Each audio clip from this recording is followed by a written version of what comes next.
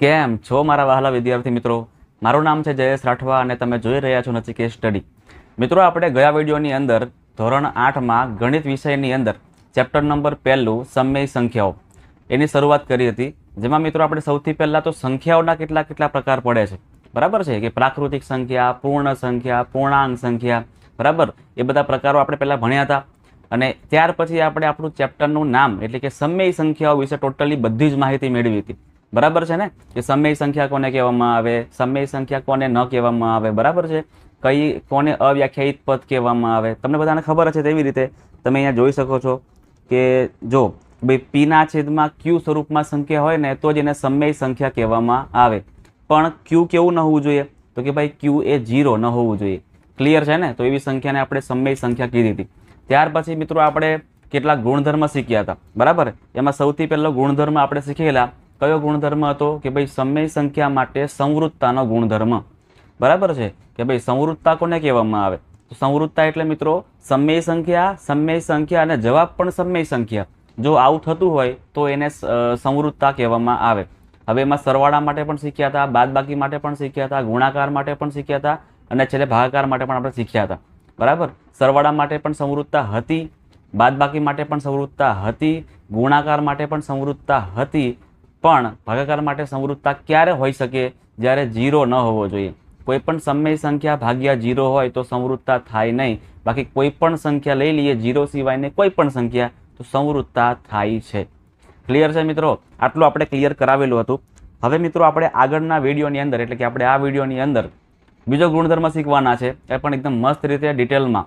અને કયો ગુણધર્મ છે મિત્રો? તો એ છે ક્રમનો ગુણધર્મ. કે ભાઈ જો સમય સંખ્યામાં જો ક્રમ ચેન્જ કરવામાં આવે, બરાબર, એ સરવાળા હોય, બાદબાકી હોય, ગુણાકાર હોય કે ભાગાકાર હોય, જો ક્રમ ચેન્જ કરવામાં આવે તો શું કંઈક ફરક પડે છે જવાબમાં?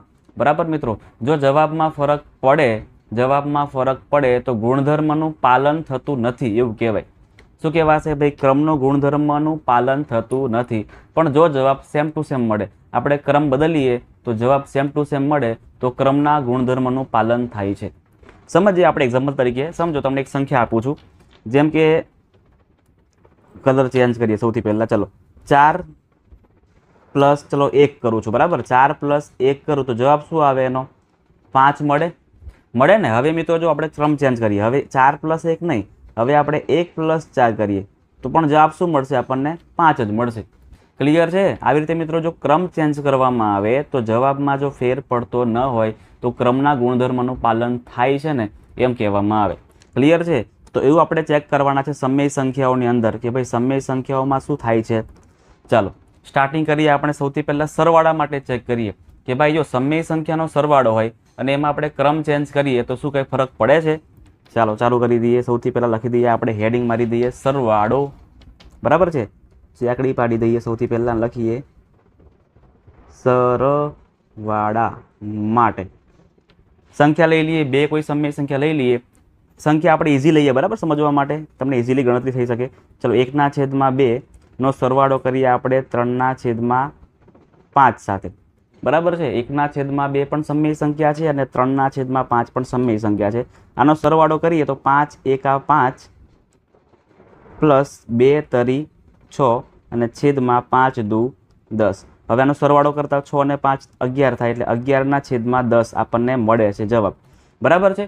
હવે આપણે શું કરીએ મિત્રો? હવે આપણે ક્રમને ચેન્જ કરીએ એટલે કે 1/2 પછી લખીએ અને 3/5 પહેલાં લખી દઈએ. એટલે કે આવી રીતે થશે અહીંયા કે ચલો ભાઈ 3/5 આગળ લઈ લઈએ અને 1/2 પછી ક્રમ બદલી નાખ્યો.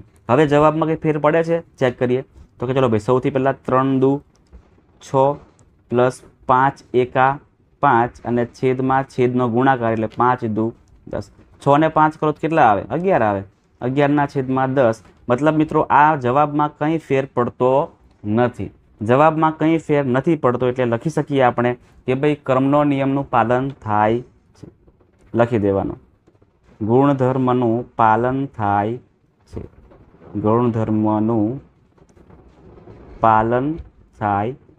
મિત્રો તમને આ સાબિત કરવાનું એક્ઝામમાં નહીં આવે, યાદ રાખજો, બરાબર છે. આ તમને સાબિત કરવાનું એક્ઝામમાં પૂછાશે નહીં. તો શું પૂછાશે ખબર છે? તો તમને મિત્રો ખાલી જગ્યા પૂછાશે, તમને ખરા ખોટા પૂછાશે, તમને એક વાક્યના જવાબ પૂછાશે, બરાબર. આ થિયરીમાંથી કે ભાઈ સમય સંખ્યામાં સરવાળા માટે ક્રમના નિયમનું પાલન થાય છે?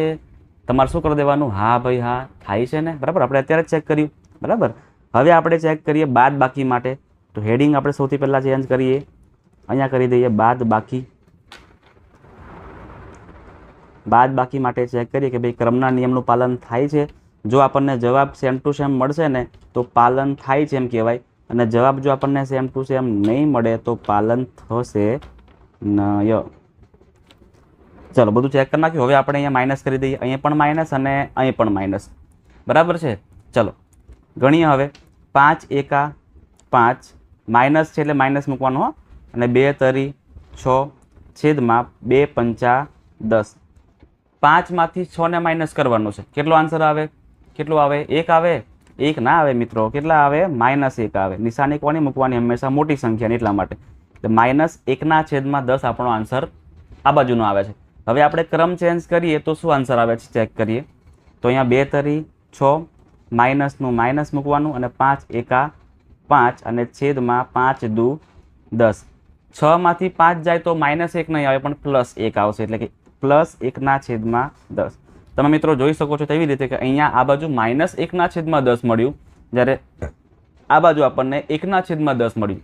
આ બંને સંખ્યા વચ્ચે મિત્રો જમીન આસમાનનો ફેર પડે છે, બરાબર. યાદ રાખજો, આ બંને સંખ્યા વચ્ચે જમીન આસમાનનો ફેર પડે છે, એટલે આ બંને સંખ્યા મિત્રો બરાબર કહેવાય નહીં.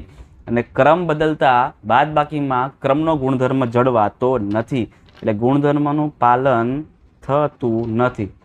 શું લખી શકાય? ગુણધર્મનું પાલન થતું નથી. ક્લિયર થઈ ગયું બધાને? સરવાળા માટે પાલન થાય છે, પણ બાદબાકી માટે પાલન થતું નથી. હવે આગળ ત્રીજું કરીએ. આપણો કયો નિયમ છે? ગુણાકારનો, બરાબર છે. ગુણાકારમાં ચેક કરીએ આપણે. પહેલાં આ બધું વસ્તુ ચેન્જ કરી દઈએ, પૂછી દઈએ સૌથી પહેલાં. ચલો આ પણ ચેન્જ કરીએ. માઇનસનો હવે ગુણાકાર કરી દઈએ. જો ગુણાકાર મૂકીએ આપણે, જો ગુણાકાર મૂકીએ તો કંઈ ફરક પડે છે ગુણાકાર માટે? ચાલો ગણતરી કરીએ હવે. મિત્રો ગુણાકારમાં તમારે શું કરવાનું? તો કે ઉપરની સંખ્યાનો ગુણાકાર ઉપર જોડે, નીચેનો ગુણાકાર નીચે જોડે કરવાનો. એટલે 1 ગુણ્યા 3 કરો તો કેટલા આવે? 3, અને છેદમાં 2 પંચા 10. ચલો કામ થઈ ગયું પૂરું. આ બાજુ ચેક કરીએ. અહીં પણ સેમ 3 એકા 3, અને છેદમાં 5 દુ 10. અરે વાહ! ચાલો મતલબ કે બંનેના આન્સર બરાબર આવી રહ્યા છે, બરાબર ને. આપણો ડાબી બાજુનો પણ જવાબ અને જમણી બાજુનો જવાબ આપણે બંનેના કેવા? સેમ આવી રહ્યા છે. અને સેમ આવી રહ્યા છે એનો મતલબ કે ગુણાકાર માટે ગુણધર્મનું પાલન પાછું થાય છે. ગુણાકાર માટે પાલન થાય છે. ક્લિયર થઈ ગયું મિત્રો બધાને? બરાબર. જરાય અઘરું છે નહીં, જરાય અઘરું છે નહીં. આપણે થોડુંક અહીંયા પૂછી દઈએ, નીચે કરીએ, બરાબર છે. પાલન થાય છે. 3 શીખી ગયા આપણે. સરવાળા માટે પાલન થાય છે, બાદબાકી માટે પાલન થતું નથી ગુણધર્મનું. પછી ગુણાકાર માટે પાછું પાલન થાય છે. હવે શીખીએ આપણું છેલ્લું ગણતરી.